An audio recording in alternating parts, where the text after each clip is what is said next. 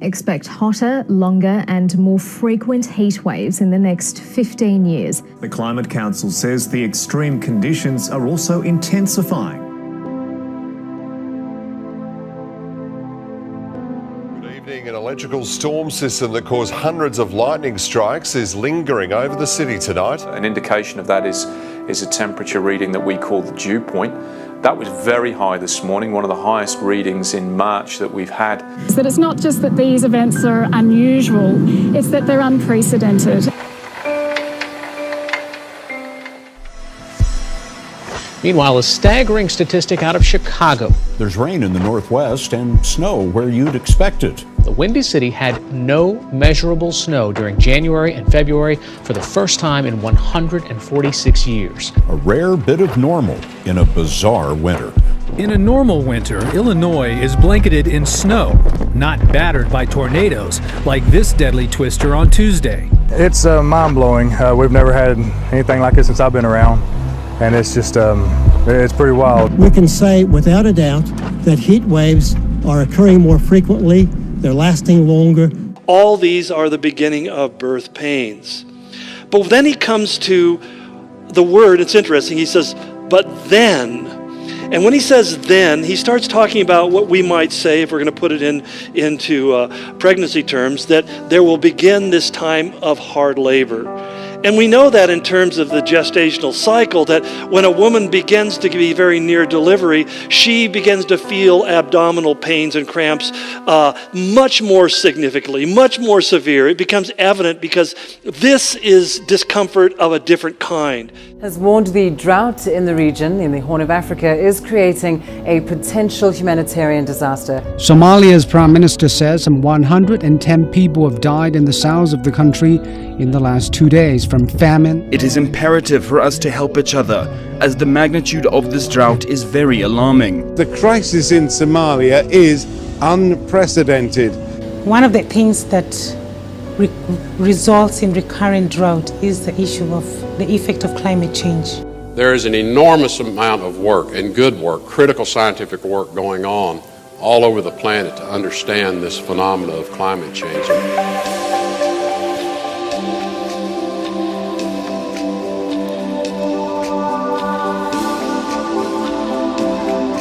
And what Jesus wanted us to understand is that when we come to the times of the end, it's not going to be like we can't recognize it, because not only have we been given information about what's coming in the world, but it's going to be pretty obvious that this is not normal, that the world is moving in directions heretofore unseen.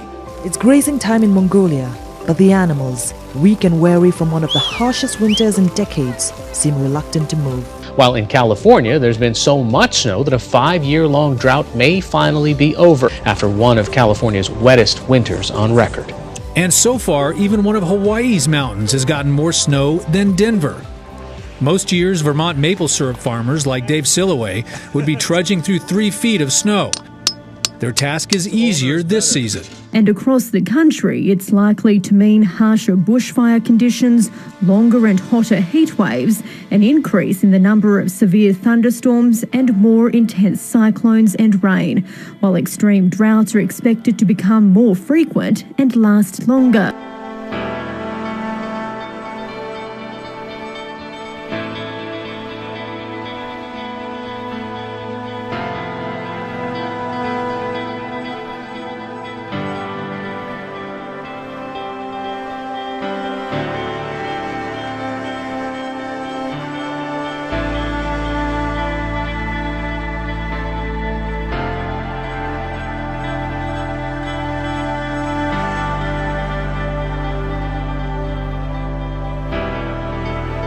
"20 years ago, we were talking about the word freezing over, and now we're talking about it cooking to death." I mean, it's just, there is climate change. That's why they went from global warming to climate change, because climate does change. It's called spring, summer, fall, you know. I mean, we have changes of climate and so forth, but it is cataclysmic. And the whole point is, if CO2 is really percolating out there in the earth, we know that millennia ago, the CO2 levels were significant, 200 times higher than they are right now. And what was the earth like? It was tropical. because there was so much heat, because what happens with that, the CO2, it makes plants grow. The green spaces around the planet have actually increased. Do you realize that the Arctic thinning of the ice has reversed itself for the last 2 years? We're not hearing about that. And the snow levels have gone back to where they were. Poor polar bears. We went from 6,000 to 25,000. I don't know what we're going to do, except stay out of their way. Take a look at this. This is video of what's known as the Ring of Fire. It's an eclipse caused when the moon moves between the Earth and the sun. Happened very quickly, as you can see. You got to be alert. I'm kidding. We're playing the video at 6 times the actual speed. The light show was visible in Chile, Argentina, and some other nations. But I was going to say, don't blink, you'll miss it. And was it an explosion or something much bigger? Reports of houses shaking, windows rattling, and loud noises late last night. Seismometers under scrutiny across Arizona tonight, being checked and rechecked. Geologists say we get hundreds of little earthquakes in our state every single year. Yeah, but they say there were none in the valley at about 8:30 last night. Because they felt the boom and they also felt maybe pressure coming down on their rooftops. The question is, what kind of thing would have that kind of power?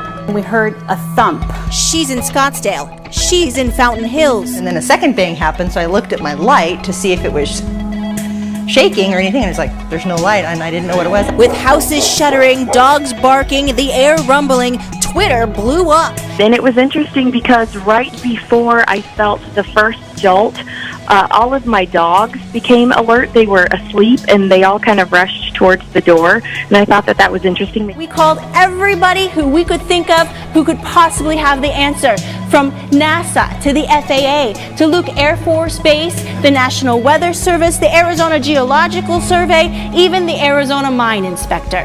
We want to know as much as you do. What went boom in the night last night? Back to you. We're going to see a world that's going to become increasingly antagonistic to Christianity. Is that hard to picture?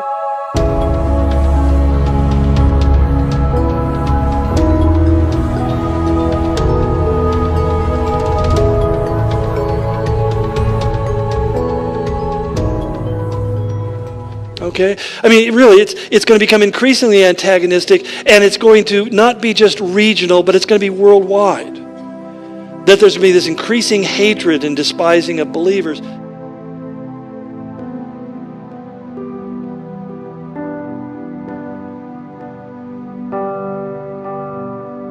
Long Island high school students are staging a walkout over a change in their graduation gown colors. But this year, students wearing the same color gown, and they're not happy about it. Celebrating its 50th anniversary this year, the school will buck tradition, departing from green robes for young men and gold for young women. All students will wear the same, a green gown with gold stole bearing the high school emblem in an effort to uphold the rights of transgender students. Right now, the school's kind of clearly divided. It makes graduation inclusive and safe. Because he says along with it, you'll see an increase in wickedness. He says the love of many will grow cold. The teenager charged with an unspeakable crime, murder, attempted murder, and biting at the face of one of his victims. A Skype interview with Austin Harrah from his hospital room paints the picture of a deeply troubled and regretful young man. He's accused of randomly murdering a Martin County couple and then chewing on the face of one of the victims. They were people he didn't even know. Did you leave that restaurant wanting to hurt anyone? No. Why did you do it? Strange things Harrah said on the day of the killings. I become like almost immortal. I have to die one day to give life. That's not immortal. Well, also in that interview, Austin said he was running from a demon-like figure named Daniel before that attack. But that he has heard voices, the devil talking to him, and that he has had superpower delusions and godlike fantasies. The night of the murders, Harrah exhibited strange behavior. And to add to this, when the attack initially happened, authorities said he must have been on some sort of drug, but toxicology results have shown he was not. Do you have any idea in the world why you would do that? No, I don't know why. He talks about running away from a demonic creature named Daniel and into a random garage where Mishkan was sitting. By that time, he says, he was nearly naked, although he says he doesn't remember taking off his clothes.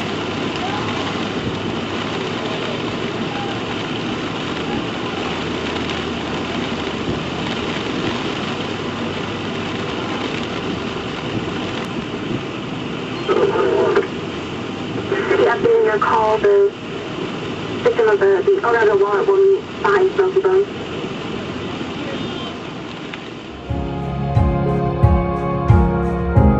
And then his exhortation is stand firm. That was a saving grace. That's where God stepped in and was like, no, can't have these kids go home. All right, my kids probably wouldn't be here. Blessed are the eyes that see what you see. For I tell you, many kings and prophets have desired to see what you see and have not seen it. To hear what you hear and have not heard it. I thank you, Father, for hiding these things from the learned and the wise and revealing them to the innocent and the simple.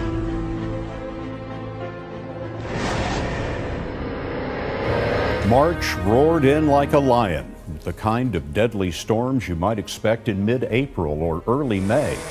This is all that's left of dozens of homes in north central Illinois after a line of tornadoes tore through the Midwest late yesterday. Tornado! Got it. Oh my God! It's on the ground! 26 twisters touched down across 5 states, bringing up to 155-mile-per-hour winds, heavy rain, and hail. In Ottawa, Illinois, one of the 50 homes with significant damage belonged to Penny. Had to get in the bathtub to survive. My roof is off, trees are down, my car is wrecked. It's disaster. It looks like a bomb went off. In Perryville, Missouri, this woman had to be rescued after a tornado barreled through her town, smashing cars, uprooting trees, and knocking this truck off the highway. It's total destruction. Sandy Johnson's lived here for 13 years. Although her dog was inside, she says she's just thankful her children weren't home when the storm hit. That was a saving grace. That's where God stepped in and was like, no, can't have these kids go home. All right, my kids probably wouldn't be here. Egyptian Christians are fleeing the Sinai in fear of their lives. The exodus comes in the wake of a video released by the Islamic State calling on its fighters to murder Christians. The region has become dangerous following a string of 7 gruesome killings in recent weeks, including a Christian man shot dead in front of his family inside his home last Thursday. Women are being threatened if they don't wear the Islamic body covering, and ISIS has set up checkpoints on roads near the Gaza Strip, forcing travelers to recite from the Quran. ISIS recently released a video saying they will kill every infidel and that Christians are their favorite target. Last December, they bombed a church in Cairo, killing 30 people. There's no life for Christians there. They're thirsty for the blood of any Christian, so there's no way for any Christian to live in El Arish. They were pretty clear when they said, we won't leave any Christian in peace. They want an Islamic State. Hundreds of Christians are fleeing with simply the clothes on their backs to escape that violence. They're fleeing the terror group's last stronghold in Iraq. The escape from western Mosul so hasty, many residents leaving without shoes. Iraqi forces and civilians facing a fierce pushback from ISIS, who've controlled this city for nearly 3 years. Now, evidence of a possible chemical weapons attack. A rocket landed on our house, this mother says. It exploded and sprayed us with oily material. She, her children, and 7 other patients here showing signs of gas poisoning. An emergency response plan implemented by the World Health Organization is now in effect. Some people have breathing problems like a spasm, like in an asthma attack, and the majority of the patient has developed different size of blisters. The battle has raged for 5 months. The Iraqis are taking back the city, but the advance is slow. Workers with Preemptive Love, an American charity operating in Mosul, paint a dire picture. The hardest thing that we're seeing right now across this conflict is hundreds of thousands of people besieged by ISIS, starving to death.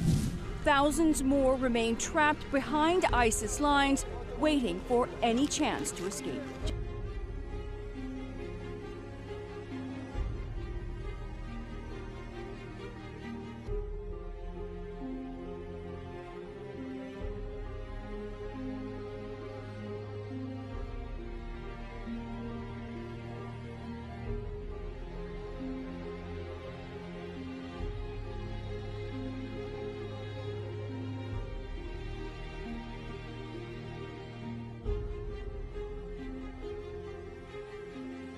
Hillary Clinton just can't keep her mouth shut. Hillary is now backseat tweeting the Trump administration after reacting to a recent shooting in Kansas where the perpetrator allegedly shot 3 men after allegedly telling them to get out of his country. Of course, no rational Trump supporter condones this criminal behavior. In the words of Brooklyn Democrat Assemblyman Dov Hikind, where are the liberal leaders when Jewish cemeteries are desecrated and campuses are painted with swastikas and racial slurs? How are the leaders of Democrats communicating with and reining in their followers when these crimes are committed? It's simple. They're not. Instead, they found an easy answer. Blame Trump.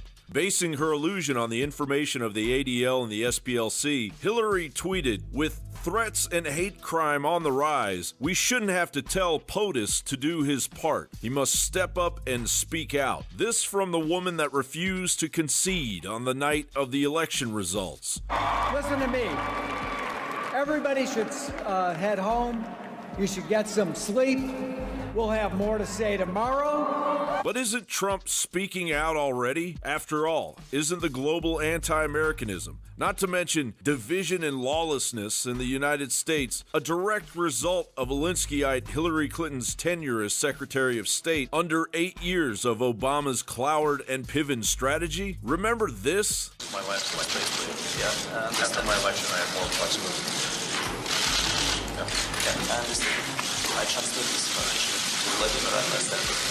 This is what it really looks like when a president makes a deal with the Russian government, placing United States national security at risk. National Review wrote, in 2009, President Obama surreptitiously sent a letter to the Russians offering to cancel plans to install a missile defense site in Poland and corresponding radar apparatus in the Czech Republic. These would have provided an additional layer of protection for the United States and its allies from Iranian long-range missiles. The Obama administration did end up canceling the planned missile defense deployment, and the United States, to this day, remains underprotected from Iranian ballistic missiles, even as the Iranians exploit relaxed UN Security Council missile restrictions, thanks to the Obama administration, and continue to test long-range ballistic missiles. Stoking that fire, WorldNet Daily reported just as Iran announced the testing of a ballistic missile and the Trump administration reviewed plans for new sanctions, the rogue Islamic regime claimed that in nuclear negotiations,